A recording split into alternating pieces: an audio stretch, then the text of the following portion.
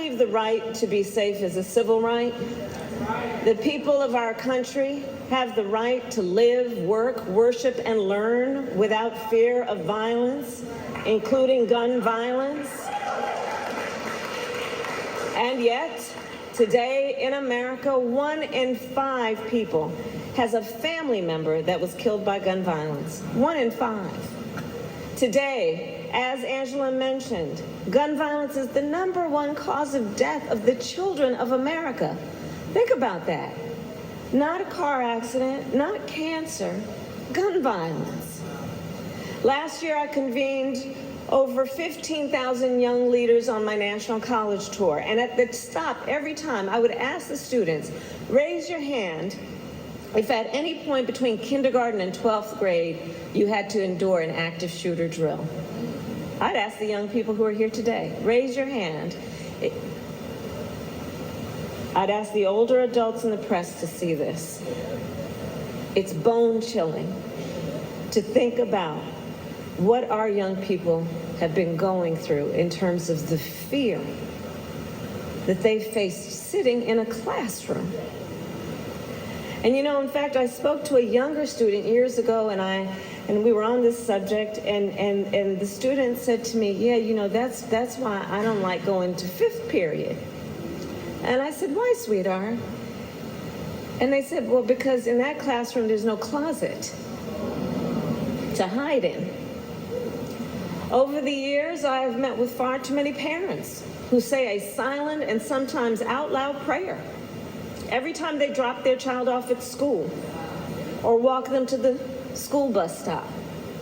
And I've held the hands of far too many mothers and fathers to try and comfort them after their child was killed by gun violence, be it a mass shooting or what we call everyday gun violence.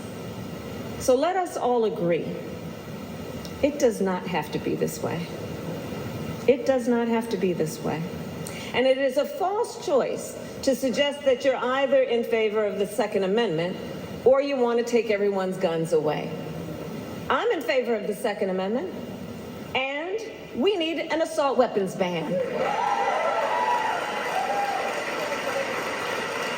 I support the Second Amendment, and we need universal background checks. I support the Second Amendment, and we need red flag laws.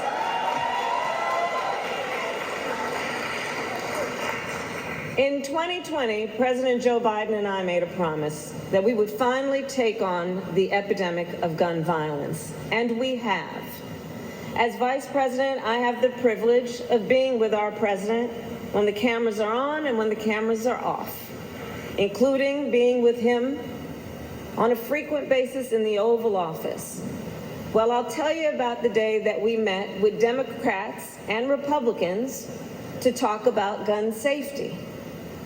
And I'll tell you about how Joe Biden sat in his chair in the Oval Office and looked with that bipartisan group of congressional leaders to appeal to their common humanity. And he simply refused to take no for an answer. And it is as a result that I am proud to report we passed the first major gun safety law in over 30 years. And we have then finally strengthened background checks. Because here's what was happening. So before we took office, gun stores were required by law to conduct background checks. But gun dealers who sold weapons outside of the traditional gun store, like at a gun show or a flea market or even online, did not conduct background checks. We used to call this the gun show loophole. It had been around so long that back in the olden days in 2007, when I was the elected district attorney of San Francisco, I actually organized a rally in opposition to the gun show loophole. And now, as vice president, I am proud that we have finally closed it.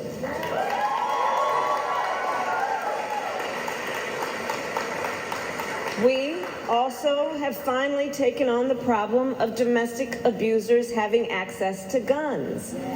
Since taking office, our administration put a stop to the nearly 30,000 gun sales to convicted domestic abusers.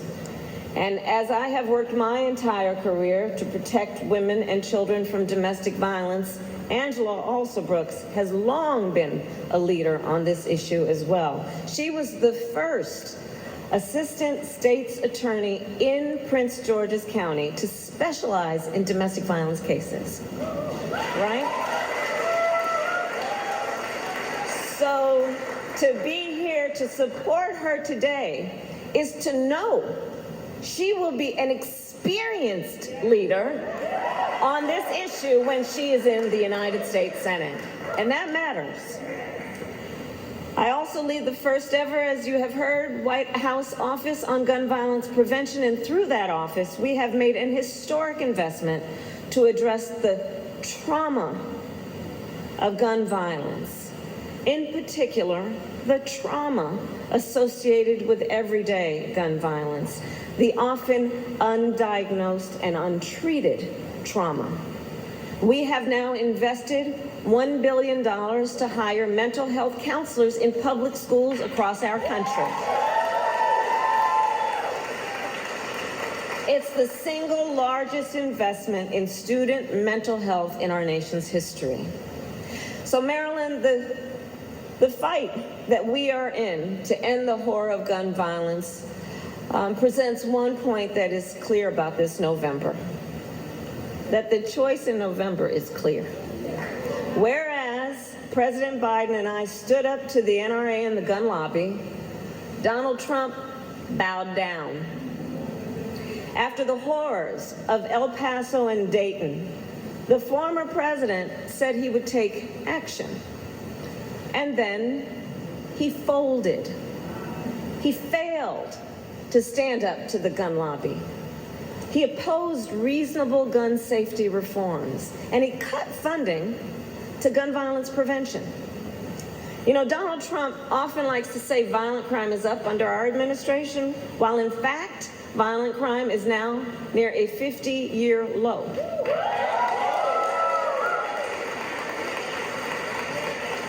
Meanwhile, in part because of his failure to act on gun violence during President Trump's term, America saw the largest increase in the murder rate in modern history. Know that. And a second Trump term would be even worse. If he were to win in November, you can bet that he will repeal our bipartisan gun safety law, reopen gun show loopholes, and veto any new gun safety laws. Recall, on gun violence, Donald Trump offered a clear message for the people of America. And I quote, remember when he said this, I am quoting now. He said, "Get over it." He said, "Get over it." So in this election, you have an opportunity then, Marilyn, to send Donald Trump a message back.